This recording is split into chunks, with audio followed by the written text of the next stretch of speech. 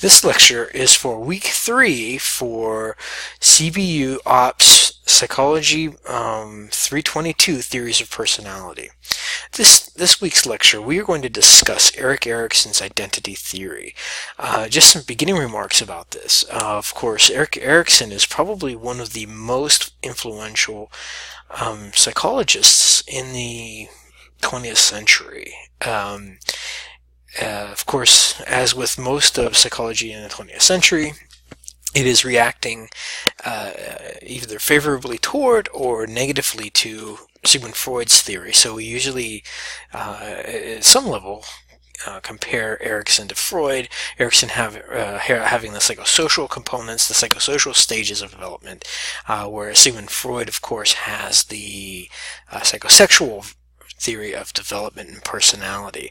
So the big component for Erik Erikson is this idea of identity, who I am, and its social, personal, self-related components is another way of understanding this conception of of human personality. So of course, as we are always want to do here, we want to think about what is a Christian perspective on Erik Erikson's model. And of course, the three main components of this for us, function, structure, and relation, the idea of the quality or the purposefulness of human action, behavior, engagement, those kinds of things, purpose in life, roles, those kinds of things, functional components there.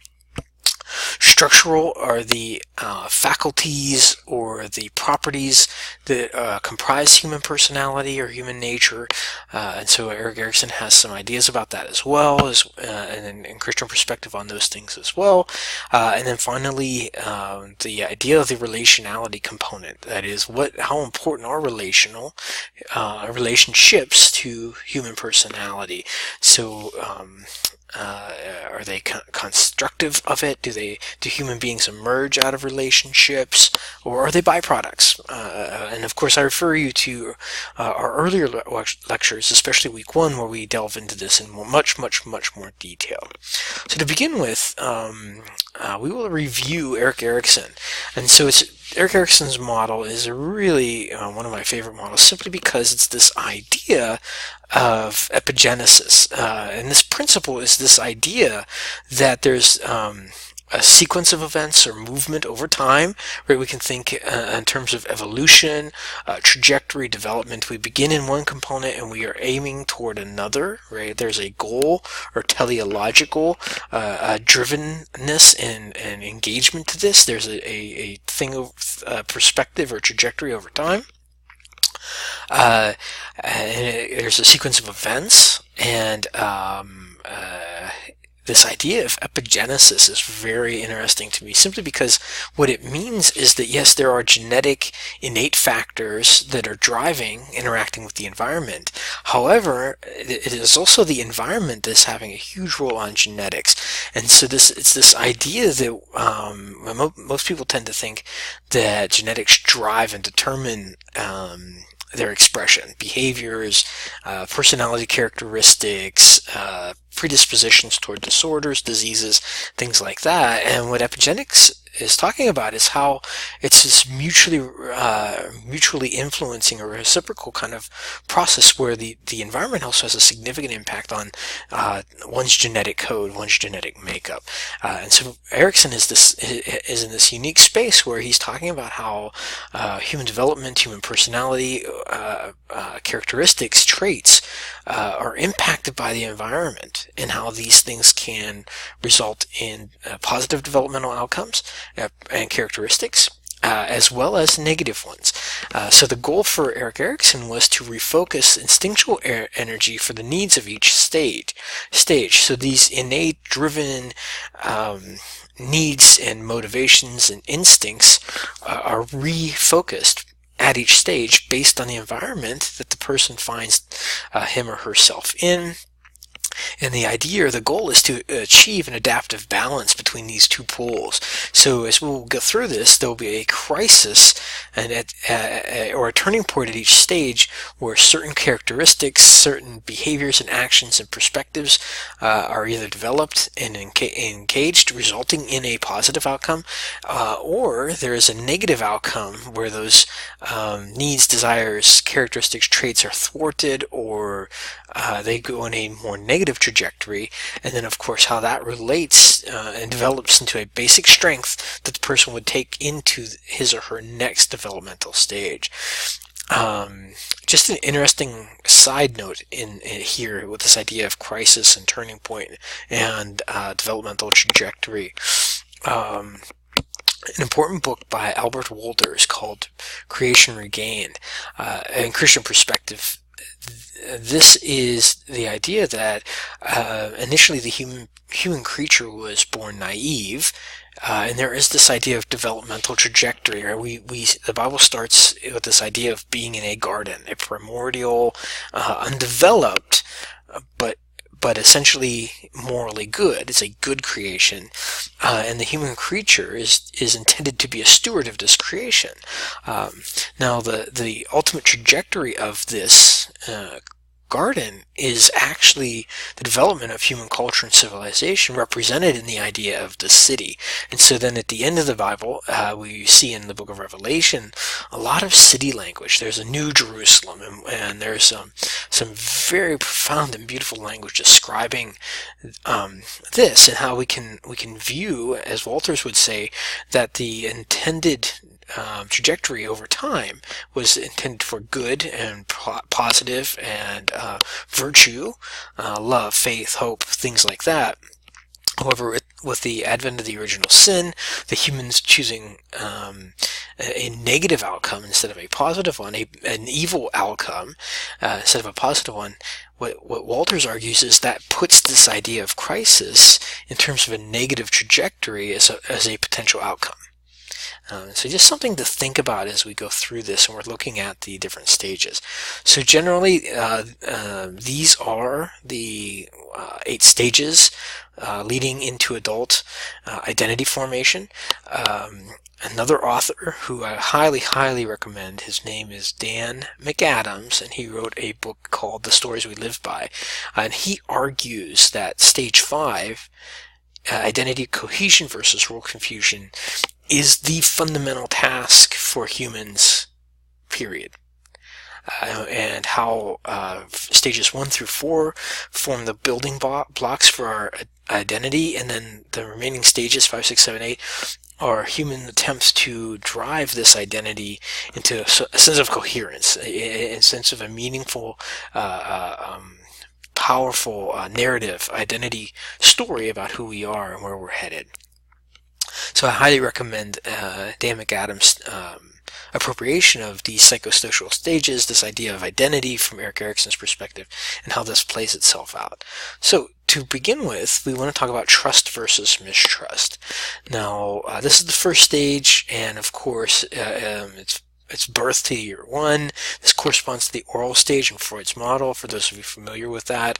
And this is definitely based on the interaction with the mother and primary caregivers, right? So trust emerges. I learned to trust my environment to the extent that it's consistent, provides a continuity of care, my interactions are the same, and it's supportive and loving, right? There's a general sense that the interaction between the caregivers and the child are generally positive, supportive, encouraging, loving. Mistrust emerges out of this context, this relational context, if it's inconsistent, if there's more suspicion, if the infants or babies' innate needs, food, clothing, shelter, aren't being met, then fear, doubt, distrust, mistrust develops. I can't trust my environment. It's not a safe place for me. And so the basic strength that emerges out of this idea of trust versus mistrust is hope. And this is the fundamental innate orientation that my desires will be satisfied. I have hope. Now, that doesn't mean they'll be immediately gratified or satisfied, or that even the thing that I think is satisfying my desires will actually do that. It's the sense that eventually I will be satisfied, satiated, fulfilled. And so hope is this character strength or virtue that Eric Erickson would talk about that emerges out of this stage. The second stage is autonomy versus shame. This develops 2 to 3 years. This corresponds to Freud's anal stage. And as the individual develops more and more physical and mental abilities, right? They're they're more able to explore the environment on his or her own. Mobility happens, usually walking, crawling, more cognitive awareness of what's happening in the world. The person develops a sense of autonomy. The child develops a sense of independence. Language assists with this, and the advent of the use of the word no. I want to do this, I want to do that, those kinds of things. So autonomy develops, and as to the extent that the environment is trusting and supportive and engaging and providing some structure, right? We want to provide a safe context. The infant is able to exercise independence, make decisions, influence the environment. On the other hand, if the environment is too controlling, or if the environment is inconsistent, this can lead to a sense of shame and self-doubt. Shame being this idea that there is something fundamentally wrong with me. I don't know who I am, what I want, how to interact. I'm powerless in a sense. As this crisis between autonomy and shame comes to a culmination, the positive outcome would be will, or the determination to exercise freedom. Right? I've got this idea of will, right? My motivation, my desire, my will to impose on my environment. Now, of course, not in a negative necessary way, but I have control. I can choose my clothes, and I can decide. My will is determining what I wear, those kinds of things. Of course, hope, will are important things as we get later in the model in terms of our identity. Stage 3, initiative versus guilt, corresponding to the genital stage for Freud. It's the ability to accomplish things. As I develop, I understand that I'm initiating activities, potentially fantasies. I also have a sense of what's allowed, so my morality, my ethics is developing, and so I'm able to take some initiative, do some things, and initiate more complicated activity and actions. I have an imagination that's developing, and I know what I'm supposed to do and what I'm not supposed to do. Guilt happens as a result of punishing initiative, right? I develop guilt feelings about my own self-direction. So what I'm intuiting or initiating maybe violates morals or ethics, or maybe I don't understand what they are, and then I begin to have guilt about my own self-directed behavior. The resolution of this initiative versus guilt idea is that basic strength, the idea of purpose, or the courage to envision and pursue goals, emerges. So we have faith, we have will, we have purpose, as these things are emerging as resolutions to our developmental crises. Industry versus inferiority corresponds to the latency stage for Freud, and this is based in the social and school environment that the individual has. Right, so industriousness, my praise and reinforcement, completing tasks. So I'm hardworking. I am a good, productive student or school person, and so I take pride in completing things, and I'm receiving reinforcement, encouragement for doing that. Inferiority happens when I'm being scolded, ridiculed.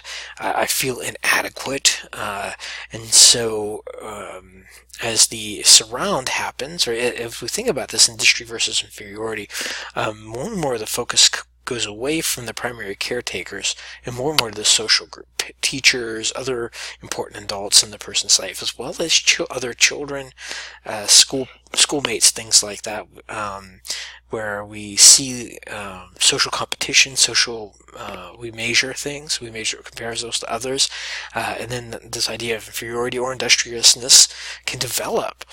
The result of the crisis between industriousness and inferiority is this development of an understanding or an identity strength, this notion of competence. Right? I am a competent person. The skills that I have, my intelligence, are well. They're good. I am able to exert them and to use them and develop this idea that I am more competent than others, or at least in these certain tasks. And so I'm a competent person. Right? I have this idea that my skills are honed, developed, that I'm good at what I do. That kind of stuff. Stage 5, the culminating stage, is this idea of identity versus role confusion. And so we'll talk more about this idea of identity, right? So for Erik Erikson, he's really tied into Freud's model. So he uses this word ego, this idea of my ego identity, which means a consistent and congruent self-image. So my values, my beliefs, my feelings about who I am are consistent over time, right? Based on those characteristics: hope, will, courage, purpose. The ones that we've talked about earlier leading up to this are consistent and congruent. And so as I'm working on identifying who I am as a person, these things emerge if I've had enough of a supporting context and I've hit these other identity milestones. Or role confusion can emerge where we can think about there's a crisis. I don't know where I belong. I don't have a sense of purpose or direction. I don't know who I am. And so we give children, adolescents, space. It's longer nowadays, between 12 and 18, to kind of explore this idea of moratorium, where the person is able to explore, take on different tasks, which is really developmentally and identity important to find what fits well for them. The basic strength that develops is this idea of fidelity, faithfulness to my commitments, who I am in terms of my self-image, my identity, and then how these play out in terms of my relationships, my job, my entire life. Sincerity, we can think of genuineness and a sense of duty emerging as I'm becoming much more connected to and consistent with my ego identity. So Marcia, back in 1980, identified 4 identity statuses based on this identity versus role confusion model. The first one is this idea of identity diffusion. So the person that's going through this development, this identity crisis, may not have experienced a crisis yet, so they might not have even gone through this exploratory mode. They don't have an investment in a particular role. I don't know what I want, right? I'm kind of good at all these different things, but I just don't know for sure. Identity foreclosure happens when a commitment is made to a particular role without experiencing a crisis. It's the idea that, I will just be this. And the person really hasn't had a chance to explore different roles, different commitments, and so they just choose one, and that's it. The identity moratorium, the individual is in crisis, however the commitments haven't been made or are very vague, and finally the person achieves identity, where there's this crisis between identity and role confusion, and out of that process and that tension, a clear commitment has been made. The next stage, intimacy versus isolation. This is functioning as a mature, responsible adult. Of course, the time frames don't really align to what we would believe today in terms of developmental psychology. Be that as it may, though, this idea that our identity, we solidify our identity first, and then we begin to interact in a mature, responsible adult manner and to develop intimate relationships with other people. So we connect with them, we interact with them, and ideally it's this mutual identity, who I am, is interacting with who you are, and then we can become committed to one another, develop a sense of intimacy, Isolation occurs if that person doesn't know who they are, they haven't achieved identity yet. Then what happens is, then of course isolation can happen. We can avoid social contacts, we can reject others. The strength that emerges, or the virtue that emerges out of this, is love, mutual devotion, and a shared identity. Right? So we have similar perspectives on who we are. We share our identity, and then out of that we are devoted to one another. Stage 7, generativity versus stagnation, is very important. So based on this idea of our identity emerging out of adolescence, who we are, who we want to be, our characteristics, our identity as people, my belief in who I am, my competence, my skill, and then finding someone that shares or mutually holds that identity, and those things emerge and develop in a more deeper fashion. As we turn and focus on work and generativity, we want to think about how we contribute and give back to those that have influenced us. So we have children in this stage, so we want to think about mentoring them, giving back to the next generation. We also begin to think about our own contributions and our own development that way, how these things are expressing generativity or fecundity or fruitfulness. On the other hand, we can think about being stagnated, being bored, this idea of pseudo-intimacy. We foreclosed on a relationship, so we're just with this person, but they're not really supportive and engaged, right? So we become self-absorbed. Perhaps we even begin to act in a childlike manner. The character strength that emerges out of this is care, this idea of a broad concern for others. It's pro-social, needing to mentor and give back as a result. Finally, the last stage is this idea of ego identity versus despair. And so as we are approaching the decline of our lives, we begin to look back, examine one's life. So there's this idea of ego integrity, sense of fulfillment and self-satisfaction, acceptance. We look back and we think that, yeah, we've had a good life.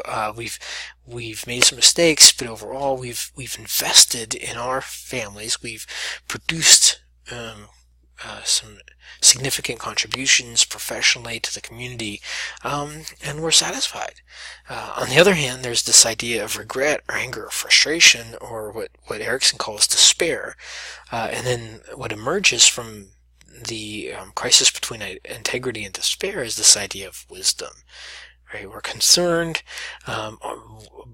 about what's happening in all of life and all of the world, but at the same time we are thinking about that our contributions are waning. We aren't making a significant impact.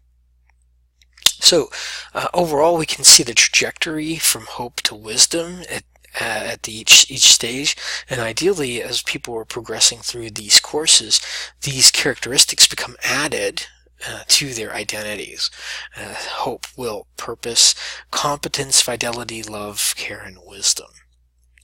So as we are beginning to wrap up this video lecture, the questions for us remain: what does Erik Erikson's identity theory say in terms of free will and determinism? What does it say about nurture and nurture's influence? Does it have a past and present focus, or is there a future focus? What is this idea of uniqueness versus universality in terms of the specific person going through the stages? And then do all people go through the stages at the same time and in the same manner? Is it a growth perspective? And do you think that Erik Erikson's model is innately optimistic? So this concludes week 3's lecture on Erik Erikson's ego development theory.